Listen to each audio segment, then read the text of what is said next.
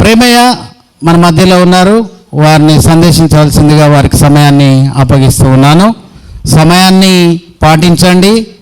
అదేనే కాదు, మీరు సమయాన్ని పాటించి చెప్పవలసిందిగా ఆహ్వానిస్తున్నాను. Thank you.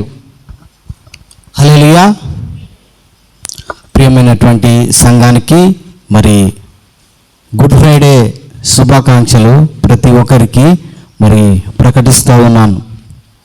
మరి మన పిల్లలైతే మరి చిన్నగా ఉండేవారు వీళ్ళంతా, మరి ఇప్పుడు పెద్దగా అయినరు. మరి పెద్దగా అయ్యి మరి వాళ్ళు జాబ్లు కూడా చేస్తారు.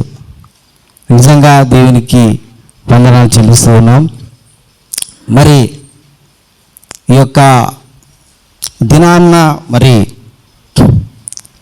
ఈ యొక్క గుడ్ ఫ్రైడే మనము జరుపుకుంటూ ఉన్నాం. మరి యొక్క గుడ్ ఫ్రైడే అనగానే ఇవాళ ఒకటే రోజా? ఇవాళ ఒక రోజు కాదు, 40 రోజులు దీనికోసం మనము వెయిట్ చేసినాం. మరి మన పాస్టర్ అమ్మ, మరి పాస్టరయ్య, మరి భీమనాయన, మరి ప్రతి కుటుంబానికి వెళ్ళి మరి ప్రతిరోజు కూడా శిలువ యొక్క ధ్యానాలు మనము ధ్యానించాం. మరి బైబిల్ చెప్తుంది ఏంటంటే, బైబిల్ ఎప్పుడు కూడా సడన్గా కాదు. మనము యేసుక్రీస్తు పుడతాడని ఎన్ని సంవత్సరాల క్రితము బైబిల్లో రాసింది. యెషయా ప్రవక్త ద్వారానే ఆ యొక్క యేసుక్రీస్తు యొక్క జననం మరణం రాసి ఉంది. కాబట్టి ఈ యొక్క యేసుక్రీస్తు యొక్క బిడ్డలు మరి గొప్పవారని నేను తలంచుతున్నాను. మరి బైబిల్ని తప్పుపట్టడానికి కూడా అనేక మంది వచ్చిండ్రు. బైబిల్ గొప్పది కదా, చూద్దాం దీంట్లో కూడా తప్పులు బట్టి అని ఎంతోమంది చూసి సంవత్సరాలు కొట్లాడి చివరికి బైబిల్నే నమ్ముకున్నారు. ఏదేమైనప్పటికీ మన దేవుడు గొప్ప దేవుడు, మన దేవుడు సజీవుడు, మన దేవుడు చెట్టు కాదు, పుట్ట కాదు. మన దేవుడు నాతో మాట్లాడే గొప్ప దేవుడు. మరి ఈ యొక్క శిలువలో వేలాడుచున్నప్పుడు ఒక ఇద్దరు దొంగలను కూడా వేశారు. మరి ఇద్దరు దొంగలను ఎందుకు వేశారు?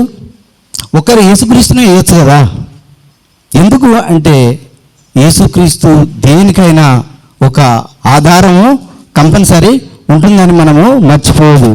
మరి ఇతర దొంగలను వేసినప్పుడు మరి ఈ యొక్క సమాజానికి, ఈ యొక్క ప్రపంచానికి కావాల్సింది ఏంటంటే సువార్త. మరి చిన్నమ్మ చెప్పినట్టు ఈ ఇద్దరు దొంగలది సువార్త. ఈ యొక్క ప్రపంచానికి సువార్తను ప్రకటించేది ఈ యొక్క వచనాలు. మరి ఈ యొక్క మరి దొంగ ద్వారానే ఎందుకు దేవుడు దొంగల ద్వారానే సువార్తని ఎందుకు ప్రకటించాడు అంటే, గంత దొంగ, ఘోరమైనటువంటి దొంగ అని ఇందులో రాసింది. వాళ్ళే ఒప్పుకుంటున్నారు. ఏంటంటే మనమైతే దీనికి అర్హులమే, కానీ ఈయన నీతిమంతుడు అంటుండు. ఎందుకు అంటే గంత ఘోర పాపి అయినప్పటికీ దేవుడు క్షమించే గొప్ప దేవుడు అని ఈ యొక్క ప్రపంచానికి చెప్పడానికే మరి ఆ యొక్క దొంగ ద్వారా నీకు నాకు సువార్తను ప్రకటిస్తూ ఉన్నాం. మరి ఇక్కడ ఒక మొదటి దొంగ ఏమంటున్నాడంటే, నిన్ను రక్షించుకో, మమ్మల్ని కూడా రక్షించు. దేవా, నువ్వు గొప్ప దేవుడు కదా, అనేకమైనటువంటి సూచక్రియలు చేశావు, అనారోగ్యం ఉన్న వారిని స్వస్థపరిచావు, మరణించిన వారి సైతము నువ్వు లేపావు. మరి నువ్వు రక్షించుకో, మమ్మల్ని కూడా రక్షించు. మరి ఈ యొక్క దొంగ రక్షించబడి మంచిగా ఉంటాడా? ఉండడు. మన యొక్క స్వభావం ఏంటిదంటే తప్పించుకునే స్వభావము మనలో ఉంటుంది. అయితే ఇద్దరు కూడా యేసుక్రీస్తును దూషిస్తూనే ఉన్నారు. ఎంతోమంది మరి సిలువ వేసే ముందు అనేక మంది దూషించారు. సిలువ వేయడానికి ముందు అనేక మంది దూషించారు. మరి ఈ యొక్క ఇద్దరు దొంగలు కూడా దూషించినట్టు వాక్యంలో ఉంది. అయితే ఎప్పుడైతే యేసుక్రీస్తు దగ్గరగా వాళ్ళు చూస్తూ ఉన్నారు, యేసుక్రీస్తును దగ్గరగా నిలిచి ఉండి యేసుక్రీస్తును గమనిస్తూ ఉన్నాడు. ఒక దొంగ అయితే దేవా నన్ను రక్షించు, నువ్వు కూడా రక్షించబడతావు అన్నాడు. ఇంకొక దొంగ అంటూ ఉన్నాడు, అట్లా కాదు, ఈయన ఏమని చెప్తా ఉన్నాడు, ప్రపంచానికి ఒకటి చెప్పిండు, ఏంటంటే క్షమాపణ. అంత ఘోరగా కొడుతున్నప్పటికీ కూడా దేవుడు ప్రపంచానికి ఒకటి నేర్పించాడు, క్షమాపణ. ఎంత ఘోర పాపనైన దేవుడు క్షమించే దేవుడు అని దగ్గరగా ఆ యొక్క దొంగ చూశాడు. చూసి ఏమంటున్నాడంటే, లేదు ఈయన దేవుడు. ఎంబడే గమనించి మారు మనసు పొంది ఏమంటున్నాడంటే, దేవా నీ రాజ్యంలోనికి వచ్చినప్పుడు నన్ను జ్ఞాపకం చేసుకో అన్నప్పుడు దేవుడు మారు చెప్పకుండా నువ్వు నాతో కూడా పరదేశంలో ఉంటావు అని ఆ యొక్క దొంగతో చెప్పాడు.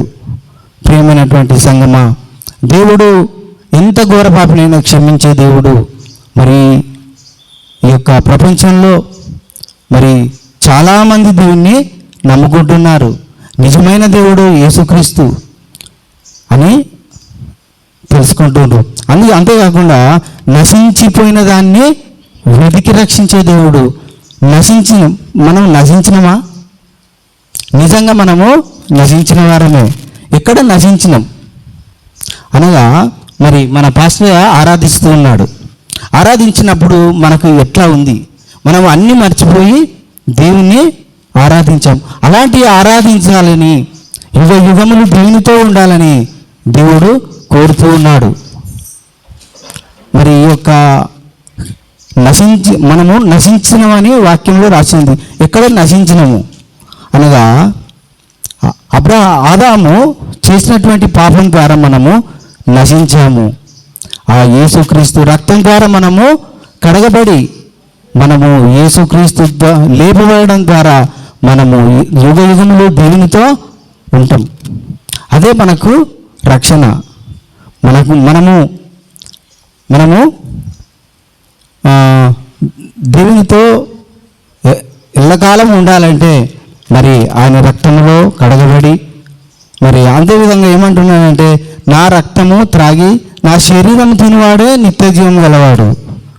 ఆయన రక్తం మనము త్రాగాలంట, ఆయన శరీరం మనం తినాలంటే మరి పాస్టర్ చెప్తాడు ఏ విధంగా మనము ఉండి, మనం ఏ స్థితిలో వండుకుంటూ ఆ యొక్క రక్తంలోనూ శరీరంలోనూ ఉండాలి అని మన దైవ సేవకులు ప్రతి వారు కూడా నాకు సందేశాన్ని ఇస్తూ ఉన్నారు.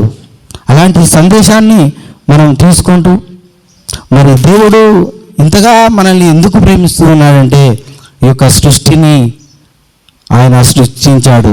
నిన్ను నన్ను తన చేతులతో సృష్టించాడు. ఈ యొక్క సృష్టిని అంతా కూడా కలుగును గాక అనగానే అయ్యాయి.